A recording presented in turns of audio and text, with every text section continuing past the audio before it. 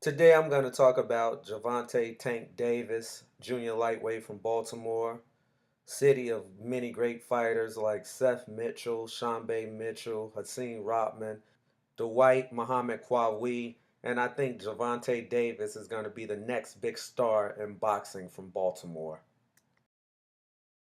Tank does a lot of things in the ring I'm impressed with. First and foremost, it would have to be his counterpunching. I mean, kid is an amazing counterpuncher. If you watch this counter here, it's a left uppercut, boom, right on the button. It's sharp, it's crisp, it's accurate. It reminds me of, say, a Zab Judah when he was in his prime. Zab would retreat, let his opponent come forward, and bam, counter him with a left uppercut. I think that's one of the most devastating weapons that Tank has in his arsenal. Here it goes again. He catches his opponent coming forward. Bam! Catches him with the left uppercut again. I mean, it's a devastating punch. And the beauty of this left uppercut is that the opponent doesn't see it in his peripheral vision. And we all know it's the punches you don't see that hurt you. In this clip, you see he misses the uppercut, lands the right hook. I would say that's his second greatest quality, combination punching. Tank has no problems letting his hands go, especially if he has his opponent hurt. Tank will finish you. He's 19-0 with 18 knockouts. Here's the fight with Pedraza where he knocks him out. Bam! He hurts him with the left uppercut, stays on him, doesn't really give him room. He's looking for an opening to shoot his next big shot. Boom! Shoots the left. Now Tank does something smart. He steps off, gives himself a little more room to punch, misses with the left, follows it with the hook. Down goes Pedraza. He's 19-0 with 18 knockouts for a reason. When he smells blood in the water, he attacks and finishes his opponent. It's hard to critique someone 19-0 with 18 knockouts. I mean, it just is.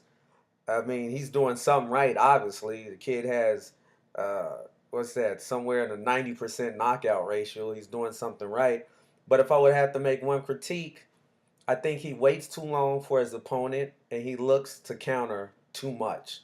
Like right here, this is the fight against Walsh, where neither one of them throws a punch. They're just waiting to counter each other. And I mean, it makes for a boring ass match, to be honest with you. Just waiting for two guys to try to counter each other. I think Tank should lead with his jab, dictate the pace of the action by jabbing, and if his opponent counters, he counters their counter. And he could use his jab a little more to set up his bigger shots. Because sometimes he has the tendency to go in there with strictly power shots and not come in behind anything. If he uses the jab a little more, actually he'll make his matches look easier than they already look. Another disadvantage of not using his jab enough is Tank takes too much punishment. Not that he gets punished or brutalized, but he takes more shots than he actually needs to. This is a fight with Pedraza. Pedraza is pretty much teeing off, coming forward. Pedraza's not thinking about any defensive movement, not really moving his head that much. He's just coming forward, throwing punches, and there's nothing to stop his forward momentum. This is where a jab will come in handy.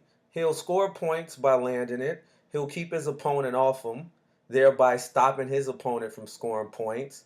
He won't have to take shots unnecessarily, thereby elongating his career by preserving his body. He needs to pop his jab more. In this clip, this is a perfect example of him using his jab to perfection. Right here, he's circling, jabbing Pedraza, keeping him off. Every time Pedraza comes forward, he comes forward, bam, he pops a jab, keeps him off him, moves his feet. I think if Tank jabbed more and used his feet more, he would be unstoppable. Unstoppable. All right, guys, thanks for listening. Make sure you like, comment, share. Let me know what your thoughts are.